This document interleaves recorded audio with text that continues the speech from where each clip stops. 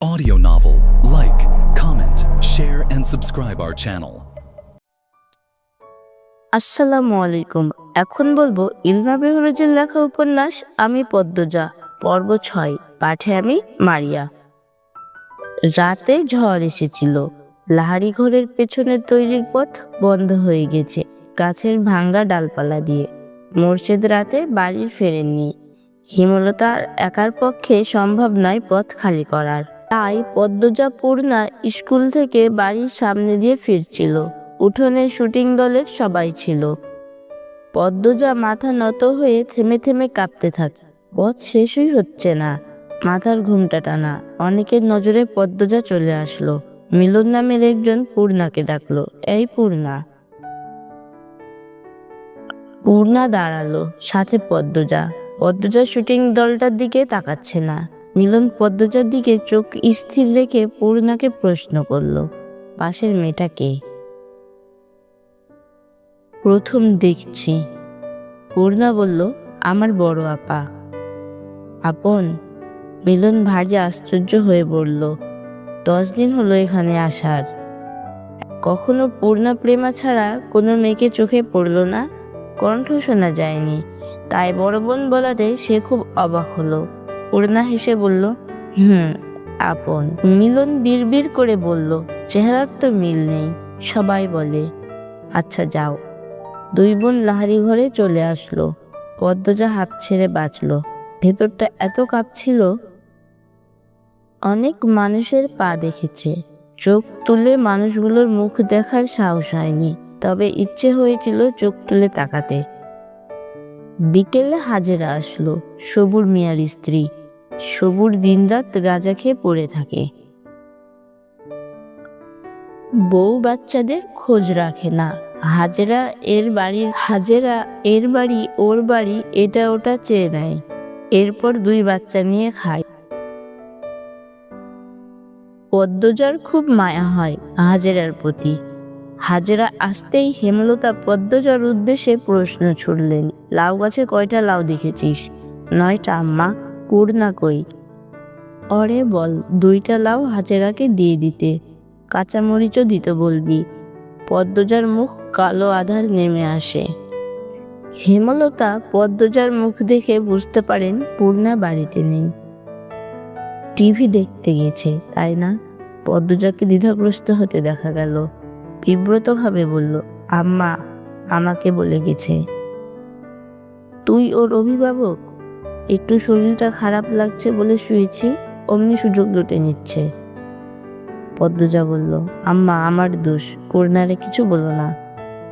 পদ্মজার ভেজা কণ্ঠে হেমলতার রাগ উড়িয়ে দিল।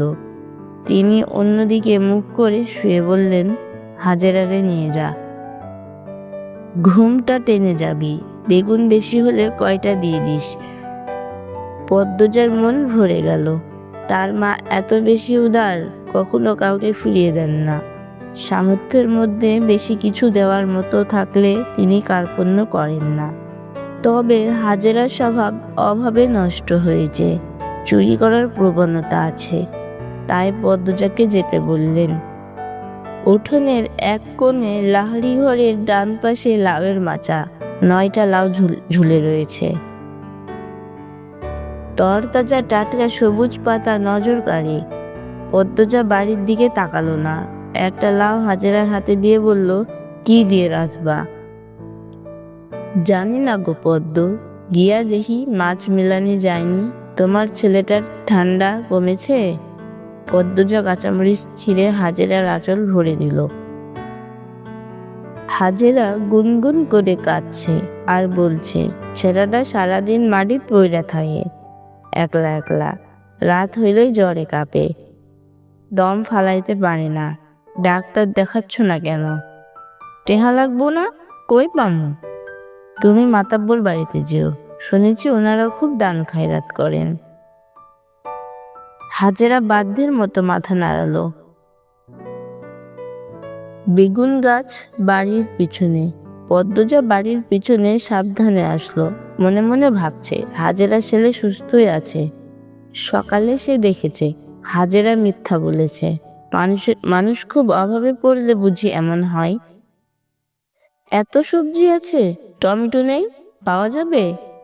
পরিষ্কার সহজ গলায় বলল পুরুষালী কণ্ঠটি পদ্মজাকে মৃদু কাঁপিয়ে তুলল। ঘুরে তাকালো, লিখনকে দেখে বিব্রত বোধ করলো, তবে কারো সামনে নিজের অস্বস্তি প্রকাশ করা উচিত না। কথাটি হেমলতা বলেছেন। পদ্মজা হাসার চেষ্টা করলো, জবাব দিল, এই বর্ষাকালে টমেটো কোথায় পাবেন? বর্ষাকালে টমেটো চাষ হয় না। টমেটো শীতকালীন ফসল, গ্রীষ্ম বর্ষাতেও তো পাওয়া যায়। পদ্মজা অস্বস্তি লুকিয়ে রাখতে পারছে না। স্কুলের শিক্ষক আর খুব আপন মানুষগুলো ছাড়া কোনো পরপুরুষের সাথে তার কখনো কথা হয়নি। লিখনের সাথে কথা বলতে গিয়ে তার জবান বন্ধ হয়ে যাচ্ছে। সে চুপচাপ বেগুন বুঝিয়ে দিল হাজেরাকে। লিখন বলল, আমি তো গতবার বর্ষাকালে টমেটো সালাদ তৈরি করেছি। হয়তো টমেটোর জাত আলাদা ছিল, সাধারণত আমাদের শীতকালেই টমেটো হয়। কথা শেষ করেই দ্রুত লাহারি ঘরে ফিরল সে। মনে হচ্ছে পরপুরুষের সাথে কথা বলে ঘোর পাপ হয়ে গেছে, পাপ মোচন করতে হবে। ঘরে ঢুকে ঢক ঢক করে 2 গ্লাস পানি খেলো। হেমলতা ঘুমাচ্ছেন, নয়তো পদ্মজার মুখ দেখে নির্ঘাত বুঝে যেতেন কিছু একটা ঘটেছে। পদ্মজা ভক্তি নিয়ে আল্লাহ তাআলার প্রতি শুকরিয়া আদায় করল। হেমলতা সালোয়ার কামিজ সেলাই করছিলেন, তখন বারান্দার সামনে একজন পুরুষ লোক এসে দাঁড়ালো। হেমলতা শাড়ির আঁচল মাথায় টেনে নেন, জিজ্ঞাসাসুর দৃষ্টি নিয়ে তাকান। লোকটি হেসে বলল, আমি মিলন, শুটিং দলের। হেমলতা জোরপূর্বক হাসেন আর চোখে ঘরের দরজার দিকে তাকান। পদ্মজা ঘুমাচ্ছে, দরজা লাগানো উচিত। কোনো দরকার? না, এমনি দেখতে আসলাম। কতদিন হলো আপনাদের বাড়িতে উঠলাম, আর এদিকটায় আসা হয়নি।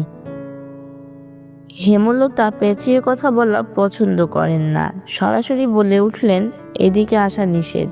আপনাদের বলা হয়নি? মিলনের চোখ মুখে ছায়া নেমে আসে। সে অপমান বোধ করল, আমতা আমতা করে বলল, আচ্ছা আসছি। মিলন স্থান ত্যাগ করলো। যাওয়ার পূর্বে তার তীক্ষ্ণ চোখের দৃষ্টি হেমলতার নজর এড়াতে পারল না। হেমলতা চোখ বুজে জীবনের হিসেব কষেন, এরপর ঘুমন্ত পদ্মজার দিকে তাকান। পূর্ণার চেয়ে পদ্মজার বেশি আগ্রহ শুটিং দেখায়। টিনের ছিদ্র আর 2টো করেছে। লিখন শাহকে দেখলে তার মায়াময় কোমল অনুভূতি হয়। এই অনুভূতির নাম সে জানে না। শুটিংয়ে লিখন শাহ কত ভালোবাসেন চিত্রা দেবীকে। পদ্মজার দেখতে খুব ভালো লাগে।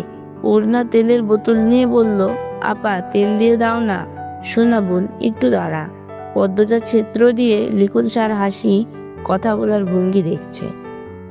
সময়টাকে থামিয়ে দিতে ইচ্ছে হচ্ছে। এই আপা, পরেও তো দেখতে পারবা, দিয়ে দাও না। আর একটু, শুটিং শুরু হচ্ছে, একটু। পূর্ণার বিরক্তিতে রাগ হয় খুব, কিন্তু সে তার আপাকে কিছু বলবে না। তার সব ইচ্ছের সঙ্গী, সব গোপন কথার সাক্ষী তার আপা। তার আপাকে খুব ভালোবাসে। মাঝে মাঝে মনে হয় মায়ের চেয়ে বেশি বোধ হয় সে তার আপাকেই ভালোবাসে, বা হয়তো না। পদ্মজা মিটমিটিয়ে হাসছে। পূর্ণা তেল রেখে ছিদ্র দিয়ে উকি দিল। না, এখন আর ভালো লাগছে না এসব দেখতে। চোখ সরিয়ে নিল। কিরে পদ্ম, কি দেখছিস? হেমলতার কণ্ঠ শুনে পদ্মজা চমকে উঠল, আরক্ত হয়ে উঠল। ডাকাতি করতে গিয়ে বাড়ির মালিকের কাছে ধরা পড়লে যেমন অনুভূতি হয়, তেমন অনুভূতি হচ্ছে পদ্মজার, বা আরো ভয়ঙ্কর অনুভূতি। হেমলতার দৃষ্টি টিনের ছিদ্রে গেল। সাথে সাথে পদ্মজা অনুভব করলো তার পায়ের নিচের মাটি কাঁপছে। পূর্ণা ভয়ার্ত চোখে একবার মাকে একবার বোনকে দিয়ে। ধন্যবাদ সবাইকে গল্পটি শোনার জন্য।